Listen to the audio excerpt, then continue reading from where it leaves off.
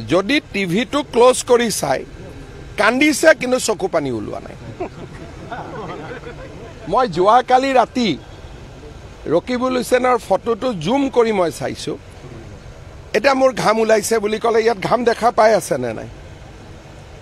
দা চকু পানী টুকা বুলি ক'লে নহব নাই পানীটো থাকিলেহে টুকিব এতিয়া আপোনালোকে যদি টিভিত চাই তাত আজিকালিতো বহুত মেকানিক্স ওলাইছে যে ভিডিঅ'টো যদি আপুনি চাট জিপিটিত দি দিয়ে তাত সুধিব পাৰে যে এই মানুহজনৰ চকুত কিমান পানী আছে চাট জিপিটিয়ে সেইটো উত্তৰো দি দিব যে 2 ড্ৰপ আছে 1 ড্ৰপ আছে ৰকিবুল হুছেইনৰ কোনো ফটোত চকু পানী নাই আৰু অখিল গগৈয়ে সাবতি ধৰি কান্দা দেখুৱাইছে যাতে চকুটো টিভিয়ে নেদেখে আপোনালোকে নিজে পজিশনিং বিলাক চাই ল'ব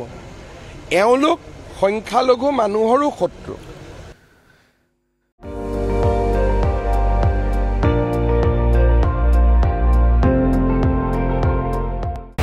আপুনি চাই আছে ND24 সৰ্বশ্ৰেষ্ঠ নহয় সৰ্বোত্তমৰ দৌৰত